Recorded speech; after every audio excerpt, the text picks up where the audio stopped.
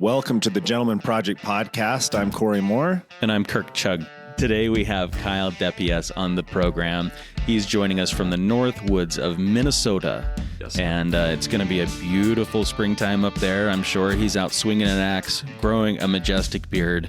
Kyle is a father and a husband and a coach. And we're going to let him kind of get into that. An amazing story and a background story that you'll love to hear. So, Kyle, welcome to the podcast this morning. Hey, fellas, I'm happy to be here. I'm honored to be here. Thanks for having me. And I'm looking forward to a great discussion. Yeah, absolutely. So, Kyle, tell us a little bit about your family. My family, so I've been married for 8 years. My wife, her name is Lois. She's probably the only one our age bracket with the name Lois. So she loves it, though, because everyone remembers her by that. So we've been married for 8 years, got married in January of 2013. And then we have a 4-year-old. His name is Cal, short for Callahan. Just turned 4 not too long ago. We live in the North Woods of Minnesota. We moved from the Minneapolis area in October of 2020. I'm from a small town in Wisconsin. We don't have any stoplights there. And we don't have any stoplights here either, oddly enough. And then my wife is from Grand Forks, North Dakota. My background is all corporate America. I did that for about 13 years. I pivoted out of corporate America when I got really burned out. And then I became a high school business teacher. And then I was promoted 4 years ago to a stay-at-home dad. And then I started to develop a couple brands from there. But that's kind of the story. Okay, so you got to tell us a little bit about this stay-at-home dad thing. How did that happen? So Cal was born in March of 2017. I was teaching at that time. So my wife took her 3-month maternity leave, and that lined up right at the end of the school year. So as we were looking, obviously we had a 9-month heads up as to what we were going to do and the plan. So we started to discuss it, and I'll tell you what, guys, my wife loved her job, still does. She's still in it. It's flexible. It pays really well. And I was driving 65 miles one way to teach. And so I'd be gone almost 2.5 hours of the day just driving away from my family, away from a baby. And it was important for us to have someone home with Cal and to pour into him and have that impact and have that influence. That's how we felt convicted. So the sitting down with it, we're people of faith, so we were praying through that situation, and I never thought that this would happen, but I became the stay-at-home parent, and I'll tell you what, it was challenging. It was really hard, but also amazing at the same time. So that's kind of how we came to that. It was just a decision that we made, and we felt convicted to do that, and it was hard for both Lois and myself, but now here we are, he's a little bit over 4, and he'll tell you he's 4.5, but we're having a blast. I have to ask because I'm curious now. Mm-hmm. Corporate America to teaching to stay at home to coaching. Mm-hmm. Can you give us a little context and that story and how that all came about, and tell us a little bit about the coaching? So in corporate America, I really caught on to this. What some of the culture and what some people will tell you that, to be successful, climb the corporate ladder, be the first one in the office, be the last one to leave, raise your hand for every project because you want to be the quote unquote team player because that's what it takes to get to the next level. So I believe that. And I had this very self-centered version of what success looked like in corporate America, the titles, the bonus structure, the pay, which would allow me to buy the house, the cars, do all the things, right? And I got there, 2015-ish, and I'll tell you what, it was not what I thought it would be. It was really lonely. I felt really lost. Was really confused. I had everything I thought I was supposed to have, but honestly, it sucked. It was not what I wanted, and I was really unfulfilled. But the problem was, I didn't know what I was supposed to do because I thought I was doing everything I was told to. And now here I am. I don't like it. I'm not fulfilled, but I'm successful. Well, that doesn't seem right to me. So I kind of go through this process of, well, what really fills me up? What do I really enjoy? What do I love? What am I good at? What's my story? And I start to put the pieces together. I discovered that I really enjoy the process of uncovering learning for people, teaching. So I swing the pendulum all the way over to the other side. I said, well, that means I got to be a teacher, right? Like high school teacher. Yeah, that's what you do. So I went in the state of Minnesota. You have to have your teacher's license. You got to go back to school to get it. So I did that. First day at Bethel University, which you might know, Corey, in St. Paul, I found of an opportunity where you could teach at the same time as you're learning to become a teacher. It's called an emergency or variance license. As long as I agree with the district along with the state that in a matter of time, I'll get my license. So, what's better than learning how to teach at the same time as being a teacher, like, baptism by fire, just get in there, right? So I took the job. I was teaching 6 different classes at the same time as I'm going to school to become a teacher. It was chaos, but I loved it because I love working with kids. I love teaching. I taught business, so I'm teaching personal finance, like all these things. I taught entrepreneurship, and the best way to teach entrepreneurship is by doing entrepreneurship. So we started a coffee shop. I had each kid start their own brand or business or something. I had one kid who was building patio coolers, and I posted on LinkedIn. That post went viral with millions of comments and views. I had people from Home Depot, Lowe's, Ace Hardware, Amazon contacting me, wanting to know if my kid, the student, wants to sell into those stores.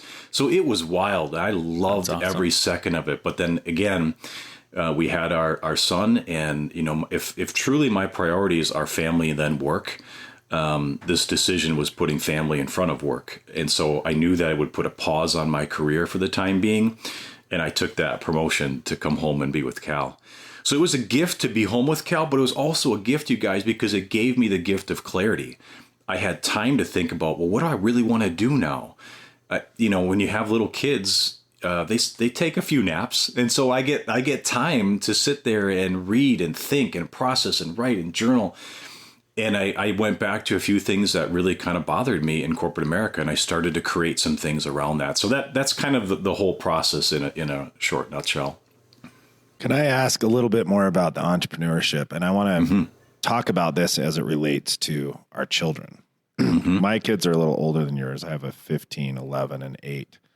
And I'm really recently thinking about, okay, how do I give them that bug of entrepreneurship if they're interested in it? And here, there's nothing in schooling about entrepreneurship or personal finance for that matter. But regardless, at that age, any thoughts, suggestions? I mean, what are you thinking about with Cal, or is it too early to think about with him? How did you go about getting these kids interested in that, or was there a certain program? Any suggestions there? This is a good question, and it's challenging because I don't know if everyone is I don't know if I want to use the word wired, but entrepreneurship's not for everyone. Amen. And so I had to be a little bit careful. Some of my students were really hesitant towards it. And so we just uncovered, like, all right, well, what do you love to do? And what's an opportunity or a problem that you'd like to solve? So I had one girl who, because that's what entrepreneurship is, right, at its core. So I had one girl who loved to write, and we didn't have a school newsletter. So she just started to write and talk about things going on at school, and it became the school newsletter. She wasn't making money off of it or anything like that, but it fueled her curiosity to go after something. And so at a young age, I think to me, how we can do this is get them to follow a curiosity. What are you curious about? And then how do you just start to do some things towards that? See if energy comes towards it or not. We often think like we have to come up with this one thing that solves the world's problems. But sometimes like it's just getting over some of the fears and trying something, because that taking a step in that direction leads you to something else. And sometimes that's it. Because myself in entrepreneurship too, like I've had so many bad ideas, but in order to get to the good idea, I had to get the bad idea done first. And I think it's the same thing with young kids. It's just allowing them to explore a curiosity and see where it takes them, because we don't know. But I think that's probably what I would say to young kids is just explore something that's interesting to you and see what comes out of it. Fantastic advice, Kyle. I love that. I had this conversation with my 2 young boys. They're 13, and everybody in the neighborhood wants them to come and do yard work. Yeah. And they have so many people that they don't have the time. to do it. They have about 7 families that want them to come do yard work. And I said, maybe it's time you guys start thinking about leverage and, starting your own lawn care company or your own handyman company. And they said, well, it was that spark of, oh, maybe that is a possibility. I didn't even ever think of that. Yep. And giving them some examples of the things that they could do and how I could help them. I'm not sure that they're really interested in being handymen for the whole neighborhood, but it was that idea of that is a possibility, and I'd never even thought of that. I've spoken in a couple of entrepreneurship classes in the high school, and I love those times when I get to go in there and see the light go on and go, oh man, this is the best time in the world that I'm ever going to have to start a business. Like, what's the worst case scenario? I'm going to end up living in my parents' basement. Like, you're already there. Mm-hmm. You can fail and there's very little consequence. You don't have a family that you're supporting. So I love that idea of helping kids to realize, like, what's the problem and how can I solve it? And seeing that light go on is kind of magic. So I can see where you would be a fantastic high school entrepreneurship, business, personal finance teacher. So I think you've got a knack there for sure. So tell us a little bit about Cal. So he's 4 years old now, 4.5 according to him. Mm-hmm. Tell us about his personality. What are you doing right now to connect with him? As I'm sure that you probably still spend a little bit more time at home with him than the average dad gets to, because from how I understand it, some of the things that you're doing business-wise still enable you to be at home with him a lot. I work maybe 15, 20 hours a week. The majority of that is either over the lunch hour in the morning before he's awake or after the traditional work day. I'll get an hour and a half in. So can I unpack something with you guys raw, real, live? Like, this just happened yesterday. So there we go. My son is very much like my wife in the sense that he's full of mercy. He's full of empathy. He's extremely sensitive. He's very cautious. So if you were to ever spend some time with me, you would wonder if he's even my son, because I'm very much the risk taker. I'm out there doing things, getting into all sorts of stuff, adrenaline junkie. He's not like that. So we've started to take him, 2 times we've taken him to a daycare locally. And I use the word daycare loosely. Kids go to a woman's house and play. It's maybe more what it's like. So he's gone there twice, okay, Monday and Friday.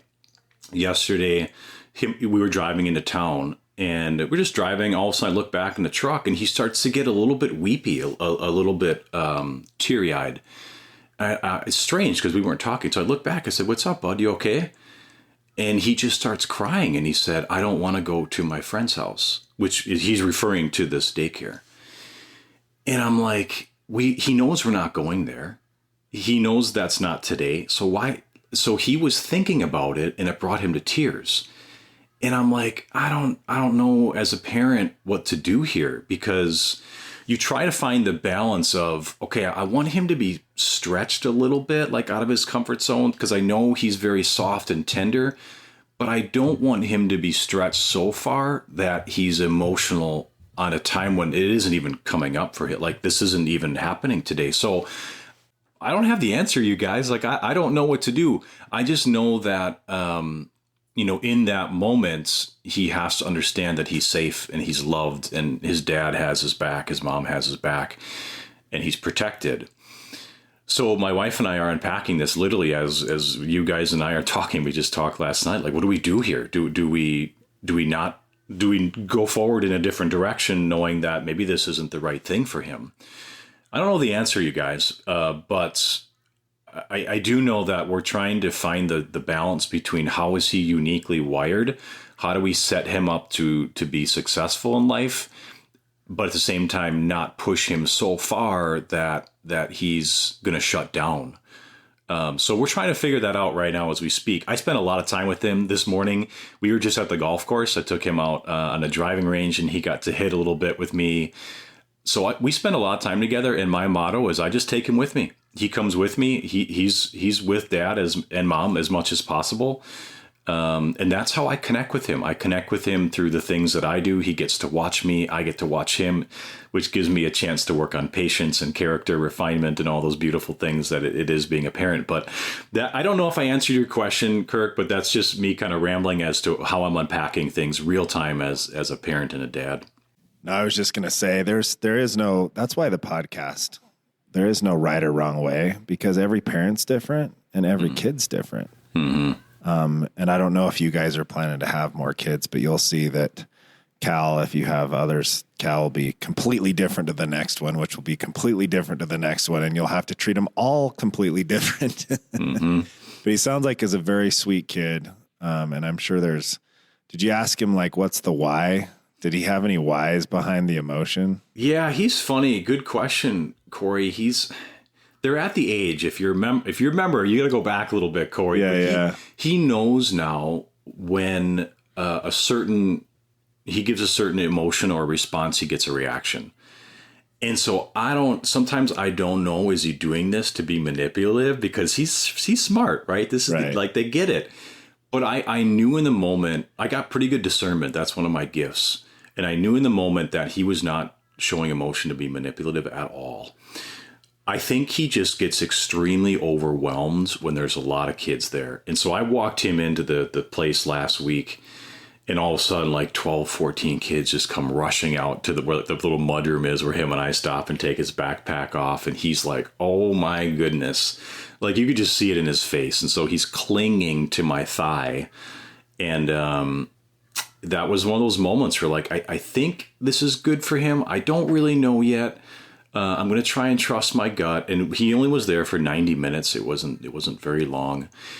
And so I asked him in the truck to answer your question yesterday, and he didn't really give a response. I don't know if he's able to articulate it yet.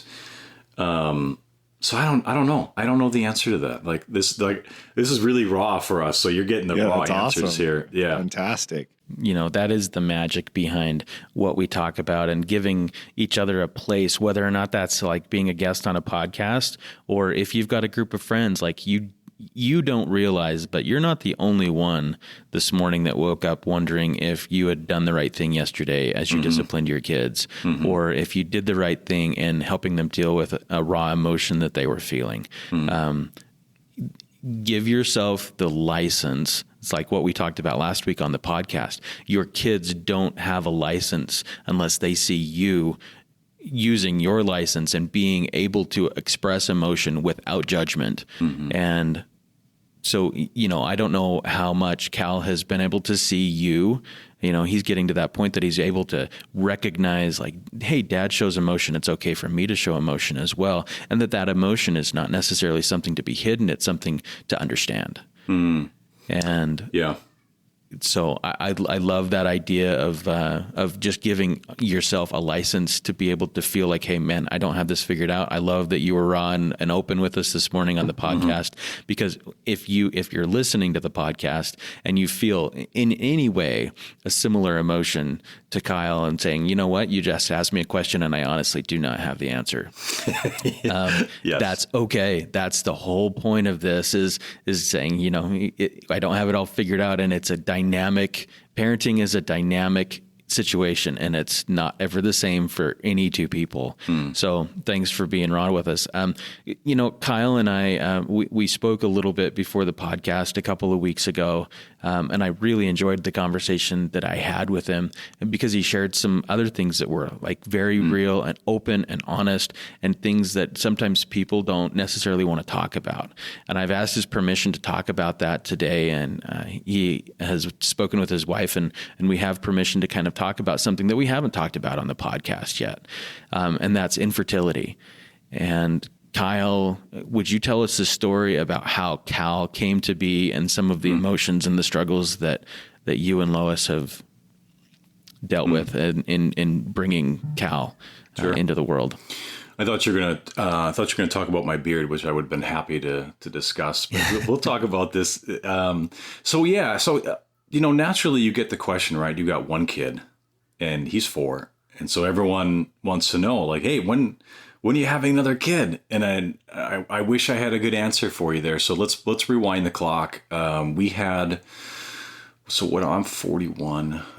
So we're considered older, right? For parents. There's a term for it, because even when Lois had Cal, she was considered, I think it's like at risk. We were at risk because we're older. So it took us, we had 2 miscarriages before Cal, and we were just uncertain if we were ever going to be given the gift of being parents in this way. And then Cal came along, and then we were like, all right, well, let's just enjoy being parents for a little bit. And probably about, a year and a half into it, Cal's a year and a half, we're like, but we should, let's try to have another kid. So, that was almost 3 years ago. And here we are, we're still not able to get pregnant. And so, like, I'm sure people are listening and it's similar situation. So the natural steps you take, right, is, well, let's try this. So let's try this. So-and-so has done acupuncture. We should try acupuncture. So-and-so has, so you start trying all these things, and it's like a roller coaster. You go through the season of the month, and you think it's good. You cross your fingers, and then the time of the month comes, and you're like, shoot, not this month. Okay, down goes the roller coaster. It is an emotional roller coaster, and for both the male and female, unique sets of challenges. As a male, you're like, I don't really know how to support my wife through this, and you don't really know. But we kept going. So we went to doctors on both sides, which in itself can be a humiliating and emasculating experience. So we've done all that, right? And the doctors all say, like, everything from a testing standpoint turns out fine. Everything is perfect. We don't see any challenges. There is no scientific or physical reason why you guys are not able to get pregnant. So we don't know, like, and we're unpacking this stuff real and raw as well with you. So you guys are getting the raw version of Kyle and Lois Depiesse, and that's totally fine, because I think the more real, raw, honest, and vulnerable we can be, we give others the same permission. So there too, you guys, I don't know. Like, I don't know if we're going to be parents naturally with another kid. We don't have the answer right now. If we want to continue down the path, the next thing would be at IVF. We haven't felt convicted to do that yet. Don't know if we will. So that's where we sit, you guys. Like, we don't know what's going on. And so you teeter back and forth between would love to have another kid. We're extremely grateful that we have Cal, because it turns out he's a miracle kid for us.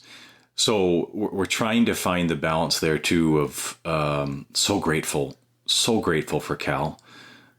But at the same time, what if we want another one? Does that make us not grateful for it? So we're dealing with all sorts of weird emotions, and you guys are welcome to ask any questions. And my answer probably will be, I don't know, but I'm happy to share what I am going through. That's for sure. Well, if you were to give one bit of advice to somebody who's going through the same thing, what would it be? Like, what have you learned through the process in supporting your wife, and, break it down for us and the things that you have learned. I appreciate you being open with us that you're unpacking this right now. Mm-hmm. You might not have all the answers, but what have you learned? I'm sure that there's been some things that you've learned, either some do's or don'ts. I think it's really easy to blame yourself at first, and then you get into naturally like, well, hey, I've been tested, like everything works out with me. Is it you? And before you know it, if you are not cautious, careful, and intentional, this can drive a wedge into your marriage. And I think that's what people need to hear, is that your spouse isn't the enemy, and it's not your fault. There just may not be a good answer for it. We may not ever get the answer for it, and that's okay. You have to support each other through the process. Do not allow it to create distance inside of your relationship, because that can lead to catastrophic things in your relationship. So I think my number one piece of advice, twofold. It's not your fault, and it's not your spouse's fault. And don't allow that to become an issue in your relationship. That's great advice. I appreciate that, Kyle. History of the Gentleman Project is when Kirk's boys were about 5. When his twins were 5, they asked him what a gentleman was. And Kirk thought, well, how do I tell a 5-year-old? So here you are with Cal, 4.5, right? what are some of the things that you want to teach Cal? What are the things that if you made a list of, man, I hope I can give him these gifts or these true north principles.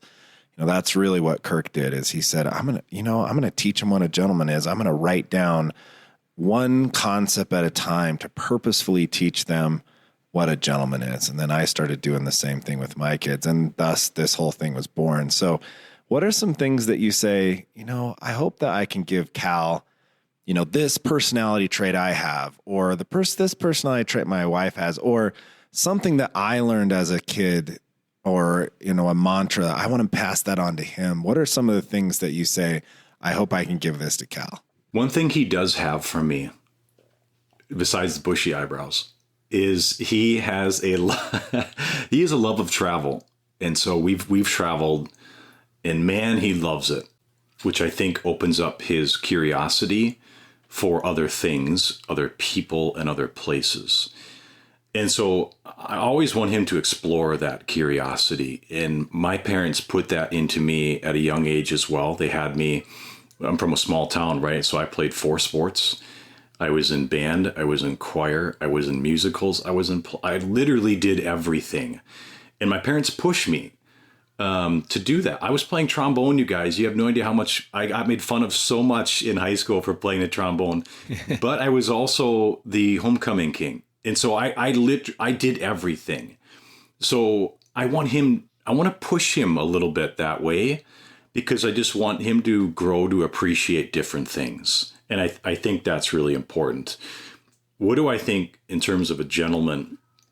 There's one thing I really want him to know and embody, and that is to be respectful in all sense of, so we were out golfing this morning, right? So I'm like, Cal, you can't run on the, so I want him to be respectful of other people, other people's stuff, other things, be aware of those things. But I think to be a gentleman, and especially what I want him to start doing, is just to be respectful of other people and respectful of rules and things like that. I think that to me is what we're really focusing on right now at this stage. I will probably always focus on it, but it's really important right now that he is just respectful. And so that's what I really want to teach him. If I can impress one thing upon him, my wife and I are really, really aware of this. We want him to have a really strong sense of who he is, and his self-belief and his self-confidence. I think that's most important for young kids, is that the sooner he can find out like who he is, be strong in that, be authentic to that, the better off he will be, and anyone he comes into contact will be. That's how he can make a true impact in this world, is if he really believes in himself, strong sense of self-belief, and he just goes after it and is unapologetic about being authentic to himself. Kyle, you've had a little bit more time with your son than most dads get during the day. And I'm sure that you've got a lot of experiences where you look back and you say, that was kind of like a very special moment, and something that he said, or when you realize something that you have taught had been internalized. Yeah. You're laughing, and this isn't a canned question. We haven't teed this up, but I want to know, tell us a story about one of those times that you saw Cal internalize something or say something that you thought, I'm doing the things right. There's so many. The thing that comes to mind, just because as I'm giggling about this, and let me think, how old was he? He talked really young, and he walked really young. And we work on manners all the time. And so it's not no, it's no, thank you. It's not yes, it's yes, please. So we work on that, and I constantly have to remind him of this. I think he was maybe 2 years old, and he had just gotten out of, I think, the bath or something like that. So he's running around without any clothes on. And I think he eventually put a shirt on. And then he's just running around the house being a 2-year-old. And then my wife, Lois, says, Cal, can you come in here? We got to put some pants on. He keeps running around and he just yells, no, thank you. And I'm like, you can just imagine a kid running around without any pants on, isn't obeying or listening but he did use his manners. And I'm like, this feels like a win to me. So there's just so many little moments like that where they catch it, they get it. Like, you guys, I try and tell Cal, my son, at least 20 times a day, and he knows this. I was like, Cal, I tell you this at least 20 times. I love you. I love you. So out of the blue, randomly all the time, he's just like, Dad, you know what? I'm like, what, dude? And he's like, I love you. I'm like, that is so amazing. Because as a former teacher, I'm trying not to get emotional. As a former teacher, I would see when there's a correlation when kids struggle academically and or behaviorally. Do you know what the common denominator almost always is? You guys shake your head. You know, a father who is an absent, present, or worse, he's abusive or something like that. I'm like, man, I have the gift of being home with my son in this way. I'm so happy, but it breaks my heart for so many kids that are not given that same gift to absolutely no fault of their own. And any father who's listening is present and active in their kid's life. They get that, and we should step up, right, you guys? So I read a book. I think it's Dr. Meg Meeker. I don't really remember what the book was called or anything. Here's what I took from the book: every kid needs at least 3, 4, or 5 other adults in their life to be successful, outside of mom and dad, uncles, teachers, coaches, you guys. Like, we have got to step up as men in this world, and it's not just good enough to play a role in our household. We've got to help other kids out too. And that's been really important to me, and it's just been on my heart heavy. But I just get going on these topics. I don't remember the question, but I think I answered it. But if I didn't, steer me in. And no, you did. So, okay, you know, one of those experiences that you go, okay, what I'm teaching is actually being internalized. Yes. Yeah. I love that. I'm gonna remember little kid running around saying, no, thank you. No, thank you, without pants on, like, whatever. One of the smartest things I did, I wasn't perfect at it, but I always tell people, and I don't think we've talked about this on the podcast, is when they're that age, you know, that 2, 3, 4, 5, 6 even, they say the darndest things.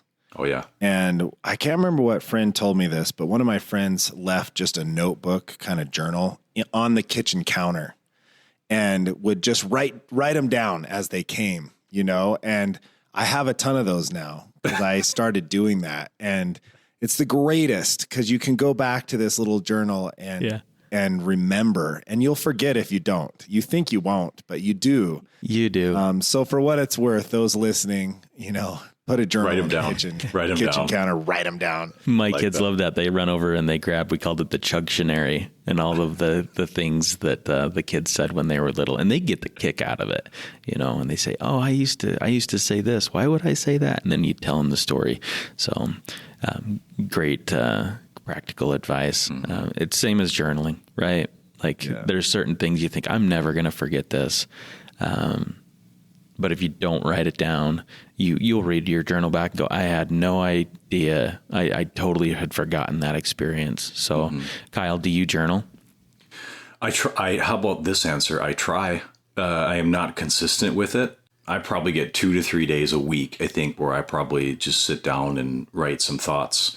Sometimes I voice memo some things.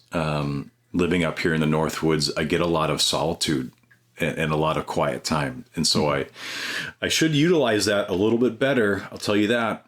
Jumping out on the kayak and taking a sunset paddle or a sunrise paddle, I don't do a very good job with that, other than just try to be present with it and allow things to percolate. And but I can do better. But I probably do 2-3 times a week.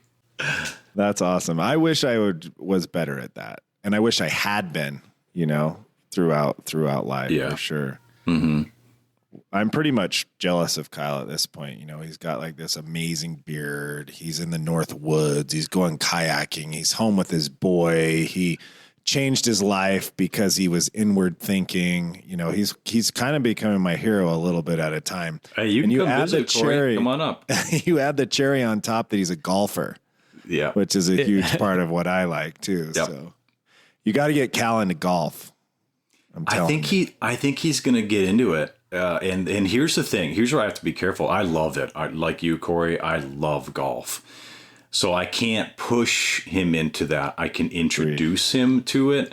Let him get excited about it, let him like it, but not let him get to the point where he's frustrated over it. So I'm kind of easing him into it. And if he loves it, great, because we can play that for decades, right? I mean, I'm 41. I've got 3 more decades at least to play golf with him. Other sports, probably not. So if he loves it, great. If not, I will love whatever he loves. Like, and if it's something else, I'll get into it. It doesn't matter. I think that's good advice right there. I've actually had a lot of friends who what I think the smart way to go about it is start liking what they like. You know. Yeah. I remember Jake hugely on his. Yep. He started doing karate. I was thinking about Jake too. And he never was going to do karate before that, or taekwondo. No, he's a taekwondo master. Yeah. Oh yeah. Anyway, that's cool. But I do like golf the reason I bring that up is I do like golf from a teach your kids perspective, because golf is about being respectful, right times of being quiet. There's a lot of rules that are about, being a gentleman, you might call it. There's honesty. There's so many things that you can teach. My son golfs with me, who's now 12, and it's this great, like 2, 3, 4 hours of golf with him. I can teach him a lot. Oh yeah. So I don't think we brought up sports and how sports can help teach your kids how to be ladies and gentlemen, but I think that's a good one. There's a lot of characteristics in there, like you had said: discipline, patience, respect, honesty. There's a lot of qualities. At the same time, we could just be in the golf cart and drive for a few minutes and not even say a word. And it doesn't, like, we're just with each other. We're present with each other and we're enjoying each other's company. It's rich in lessons, that's for sure. I think that the people listening probably are a little bit curious about what is the thing that you do now? Like, what are these brands that you've developed, and what are some of the lessons that you've learned as it relates to fatherhood from like a cross section of the people that you coach and that you deal with? What is the number one challenge that you hear from that group of people about parenting? How are they balancing what they do at work and with what they do at home? And what's the number one problem or concern that's addressed in your gatherings and your outings? There's 2 different brands I have, and they all stem from where we struggled in life. And the first one is financial education. So we got ourselves out of almost $400,000 in debt in 38 months. And so I help teach others how to do that in a self-paced way. It's a course. And so that's one thing. The second thing is I take high-performing male entrepreneurs on bucket list experiences. And that might sound selfish on the front end, but here's what I've learned. In order for you to show up best as the husband and the father and a leader as best you can, you need to actually take care of yourself. And if you're feeling a little bit burned out, if you're feeling lonely, because actually success brings a lot of lonely times with it, you can plug into an amazing group of people, cross something off your bucket list, and you go home and you show up better as a husband and father. I've got so many examples from guys that's been true in their life that have been on a certain experience. So I mean, that's the thing that I think I have really learned, is that a lot of times, in order for us to achieve this level of success, we think we need to work 70 hours a week. And I don't think that's true. We can be, when we utilize the containers and boundaries of work and be firm with those boundaries. And then when you're home, you're home. When you're with your family, you're with your family. You don't let those two bleed into each other. Is work going to stop if you don't answer an email at 7:00 at dinner and you get to it maybe later after the kids are to bed? Life will probably go on if you wait a little bit. Like, that's okay. But we're so connected to this thing that we're tethered to it, which means that we aren't present with our family. And so I do my best through the experiences, through coaching, to help people develop a rhythm to life that they can live inside, because balance isn't really a thing. It's hard to achieve it. It's impossible to sustain it. And I don't think it's the correct target. So I just help people build and scale their life alongside of building and scaling their business and their work, and making sure that there's harmony and integration between the two. So that's a little bit about what I do. Very cool. I think there were probably like half of the audience is probably like, what does this guy actually do? So if somebody wants to follow you, see what you do, give them a website and the social media platforms that you're present on. So my website is just my first name, last name, KyleDepiesse.com. And I'm most active on Instagram. That's probably the best way to find me, Kyle_Depiesse. But that's the best way. And honestly, I love to connect. I think that social media is designed for that. And I think some people really get sucked into it to just scroll and it becomes an escapist behavior. But I use it to truly connect with people. And one of my favorite things to do is to cheer people on. So I would love to either carry on this conversation, talk about something else, whatever it is. If you want to message me on Instagram, I will always respond. Except if you're someone, I've been getting these messages once, twice a week from this company that is a female clothing company, and they want me to be a brand representative. And if you look at me right now, I am not the correct person for that. So I mean, if you're going to send me a weird message like that, I'm probably not going to respond. That's a shotgun marketing approach right there. Yeah, we're going to blast this out to as many people as we think, and it doesn't matter what they look like. But I love to cheer people on. I love to support people. I love to encourage people. And if I can be of help, I love the opportunity to do that. So despite living in the Northwoods, I'm a bit of a social creature, and I like to do that stuff. So what's your favorite bucket list trip that you've been on, do you think? Whew. God, I'm going to get all fired up now. I love to talk about this stuff. I thought one of the so you like golf, Corey, you'll like this. Yeah. October of 2020, I took a group of 12 to Pinehurst, North Carolina. And then I met these amazing guys that lead Chip Ganassi's NASCAR pit crew team. So we drove 70 miles west of Pinehurst, went to Concord, and I did a simulated full pit crew experience, 6 guys versus the other 6 guys, and we timed it out. And they had a blast. But that's what I try and do, is just give guys a really unique thing. Because I could stand in front of the group and say, let's talk about teamwork. Let's talk about communication. But if I just throw them into the environment and say, you learn, and then we'll talk about it. It's amazing. Those guys, the fastest group did it in 30 seconds. The actual professional teams do it in like 11, 12, 13 seconds. So they got humbled a little bit, which is one of my goals. I want to humble everyone to break down the walls, and then we'll talk about it. But that was probably one of the cooler ones. We were in your area. We were in the Provo River fishing in March of 2021, fly fishing, and the guys got a taste of that. So we do things like that, and I get to teach lessons in a really unique and fun way. So, Pinehurst was cool. If you haven't been there, Corey, go and take me with you. Okay, we're going to make that happen. Okay. I have been there once. Oh, yeah, cool. Okay, nice. Yeah. Beautiful. We travel a little bit for golf. So, Kirk, I think we need to ask the question, which Kyle did answer a little bit earlier. He did. So he did. He talked about being a gentleman in the way that he relates that to teaching Cal about respect. Mm-hmm. So do you want to expound a little bit more on top of that, Kyle? As we wrap up the podcast, we always ask our guests what they think it means to be a gentleman. Yeah, boy, I'd hate to go back to it, but I think I have to. But I do think respect is probably the one thing that I want to teach my son. That's what I think it is to be a gentleman, and it is to be, I think, firm in who you are and being unwavering in that. I think a lot of times in our society, we have a lack of conviction, and then staying with a conviction, even if that means we're going to make some people unhappy because everyone gets offended. But people are breaking and bending on their convictions to conform to society, and I don't think that's correct. And so that's not how we're going to do things in the Depiesse household. And I just want to make sure that Cal is a respectful little human being, because that'll turn into a strong, loving, caring, and respectful man someday. So that's what I would say. Well, I think you've got like the great balance, right? Because the respect is, I can still respect you even though you're different from me. Yep. And even though, as long as you respect my ability to not waver from the things that I believe in, and then I'm not going to be a tree in the wind.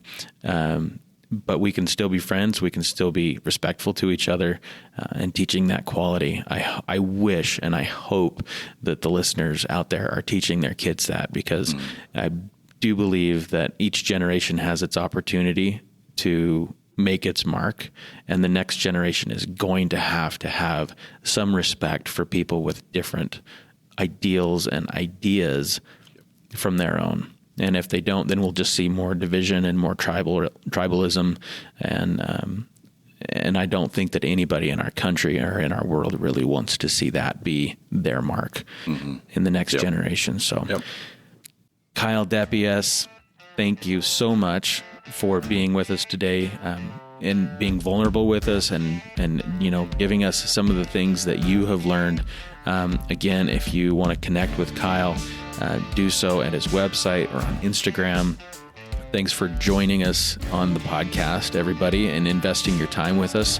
We hope you find value in the time that you spend with us on the podcast. You can follow us. We release a new episode every Monday, and hope that you integrate that into some of your routine and your rhythm, and that it provides value to you as you attack the week. So thanks again. I am Kirk Chugg. And I'm Corey Moore. Thanks for joining us on the Gentleman Project podcast.